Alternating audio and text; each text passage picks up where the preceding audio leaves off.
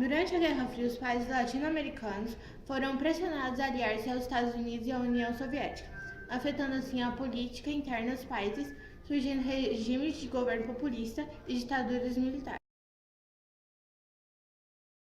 Vou falar o que é populismo. Populismo é uma forma de governar em que o governante utiliza vários recursos para obter o apoio popular, usando a propaganda, pessoas, nacionalismo e carisma. E é comum muito encontrar governos populistas em que países em grandes diferenças como presenças, pobrezas e miséria. Lázaro Cárdenas vem a ser eleito presidente da República em 1933. Ele deu um forte impulso na reforma agrária e nos direitos trabalhistas, incentiva o sindicalismo, reduz a taxa de analfabetismo e fortalece o processo de industrialização do país, assim ganhando também o apoio da burguesia. Ele mostrou-se progressista e não repressor, por não proibir greves nem outras manifestações operárias ou camponesas. Em seu governo, o Estado consolidou-se como um todo.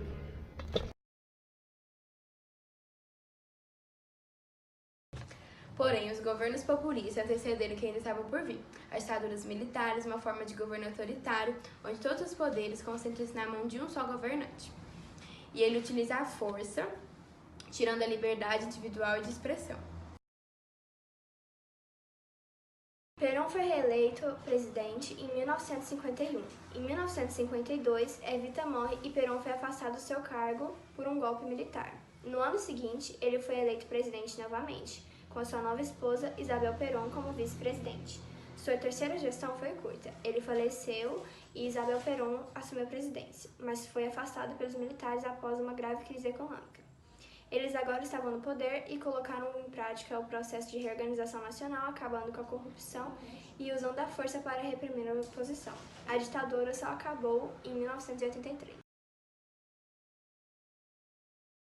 No começo da década de 1970, o Chile era governado pelo presidente populista Salvador Allende, que propunha uma transição do Chile em um país socialista. Assim, ele iniciou a reforma agrária e nacionalizou bancos, empresas estrangeiras instaladas no país e as minas de cobre. Porém, seu projeto desagradou as elites chilenas e as grandes corporações estrangeiras, principalmente os Estados Unidos, que temia a transformação do Chile em um governo marxista. Para enfraquecê-los, eles fizeram imposições e forçaram a queda do preço do cobre, principalmente produto de exportação chileno no mercado internacional. Além disso, a CIA também financiou greves como objetivos para praticar a economia chilena. Tudo isso acabou desestabilizando a economia e foi aí então em que, 11 de setembro de 1973, Augusto Pinochet, apoiado pelos Estados Unidos, cercou o Palácio da Moeda e bombardeou as sedes do governo. E o Salvador Allende se suicidou. A década de 50, o país passou por uma crise, surgindo diversos grupos esquerdistas defendendo medidas mais igualitárias. Na década de 60, os conflitos só cresceram mais. Dentre estes, podemos citar o Movimento de Libertação Nacional Tupamaros. Foi então que as Forças Armadas foram assumindo crescente protagonismo político e, com o apoio do presidente Bordaberry, decidiram dar um golpe de Estado.